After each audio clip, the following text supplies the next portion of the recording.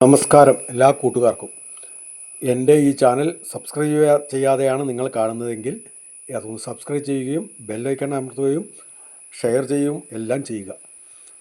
താന്നൂരിൽ നിന്നും പരപ്പനങ്ങാടി പോകുന്ന മലപ്പുറം ജില്ലയിലെ താന്നൂരിൽ നിന്ന് പരപ്പനങ്ങാടി പോകുന്ന വഴിക്ക് ഒരു 1/2 കിലോമീറ്റർ കഴിഞ്ഞാൽ കിഴക്കോട്ടുള്ള റോഡിന് വന്ന്, അതായത് തൃക്കേക്കാട് മഠം റോഡ്, അവിടെ റെയിൽവേയുടെ അണ്ടർപാസ് ഉണ്ട്. ആ പാസ് വഴി വന്ന് ഒരു കയറ്റം കയറിയാൽ നമുക്ക് ഈ ജംഗ്ഷനിലെത്താം.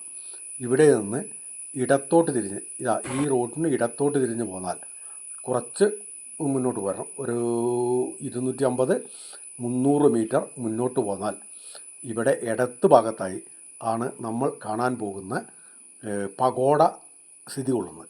ആ പഗോഡയിലേക്കാണ് നമ്മൾ കാണാൻ പോകുന്നത്.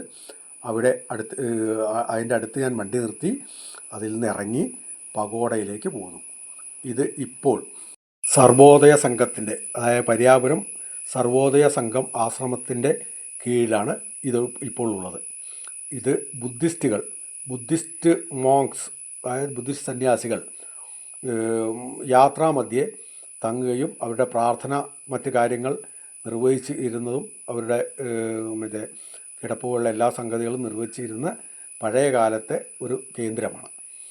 ഇത് ഇങ്ങനെ ഈ സ്റ്റെപ്പുകളിൽ നിന്ന് ഇങ്ങനെ ഇറങ്ങിയാൽ വൃത്തിയൊന്നുമില്ല, കാരണം വെച്ചാൽ അത്ര ഒരു സംരക്ഷിതമായിട്ടൊന്നും ഇത് നിൽക്കുന്നില്ല എന്നുള്ള തെളിവ് നമ്മൾക്ക് ഈ വഴികളിൽ നിന്ന് തന്നെ കാണാം.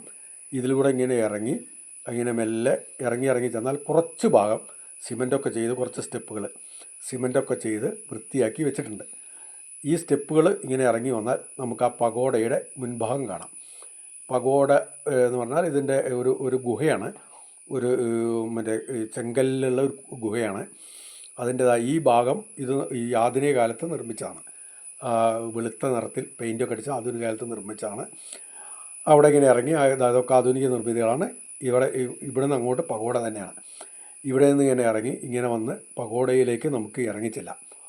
പഗോഡയിൽ ചെന്ന് കഴിഞ്ഞാൽ അതിൻ്റെ ഉള്ളിൽ എങ്ങനെ വെച്ചാൽ ഇതാണ് ചെങ്കല്ലിൻ്റെ തന്നെയാണ്. വെച്ചാൽ കുത്തിയോ മറ്റോ ഉണ്ടാക്കിയതാണ്, അതുകൊണ്ടാണത്. ഇവിടെ ഇരിക്കാനൊരു സംഭവമുണ്ട്. ഇത് പഴയ കാലത്ത് തന്നെ ഉള്ളൊരു തറയാണ്, പക്ഷെ അത് ഇപ്പോൾ അടുത്ത കാലത്ത് സിമൻറ്റൊക്കെ ചെയ്ത് വൃത്തിയാക്കിയിരിക്കുന്നു.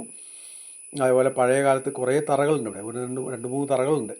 ഇതൊക്കെ ഇരിക്കാനും കിടക്കാനൊക്കെ ഉള്ള സൗകര്യം ഉണ്ടായിരുന്നു. ഇതൊക്കെ അങ്ങനെയുള്ള തറകളാണ്, ആണെന്നോ പറയാം. ഇവിടെ ആ ചുമരിൽ ഒരു ശിവപാർവതി ശിവലിംഗത്തിൻ്റെയൊക്കെ ഒരു ചിത്രം ലേഖനം ചെയ്ത് വെച്ചിരിക്കുന്നു.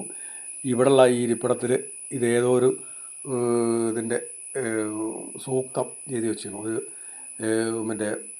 ഒരാശ്രമത്തിൻ്റെ ഒരു സൂക്തം എഴുതി വെച്ചിരുന്നു. അവിടെ അങ്ങനെ കുറേ സാധനങ്ങൾ കാണാം. അത് കഴിഞ്ഞാൽ ഇവിടെ കുറേ കരവിരുതുകൾ കാണാം. ഇത് ആധുനിക കാലത്തുള്ള കരവിരുതുകൾ അല്ലാന്ന് തന്നെയാണ് തോന്നുന്നത്. അതിൻ്റെ രീതികളൊക്കെ കണ്ടിട്ട് ഇത് വലിയ വൃത്തിയായിട്ടൊന്നും സൂക്ഷിച്ചിട്ടില്ല. ഇവിടുത്തെ എല്ലാം കണ്ടില്ലേ, ഓരോ സ്ഥലത്തും കുറേ വേസ്റ്റൊക്കെ ഇട്ട മാതിരി തന്നെ കിടക്കുന്നുണ്ട്. കുറേ കുപ്പികൾ, ഇത് സാമൂഹ്യ വിരുദ്ധരുടെ ഒരു വിളയാട്ടമുണ്ടോ എന്ന് സംശയിക്കത്തക്ക രീതിയിലുള്ള ഒരു അവസ്ഥ ഇവിടെ നമുക്ക് കാണാൻ കഴിയും.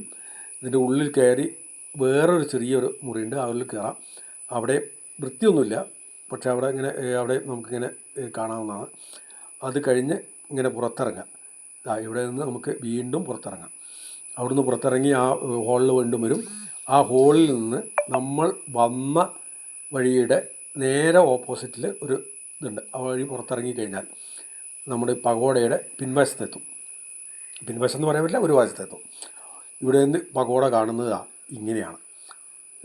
ഇതിൻ്റെ താഴെയുള്ളതൊക്കെ ആധുനിക നിർമ്മിതി, മറ്റേതൊക്കെയാണ് സിമൻറ്റൊക്കെ ചെയ്ത് ആധുനിക കാലഘട്ടത്തിൽ വൃത്തിയാക്കിയതാണ്. എന്നാലും വൃത്തി ഒന്നുമില്ല, കണ്ടില്ലേ, കാടൊക്കെ പിടിച്ച് ആകെ വൃത്തിഹീനമായിട്ടാണ് കിടക്കുന്നത്.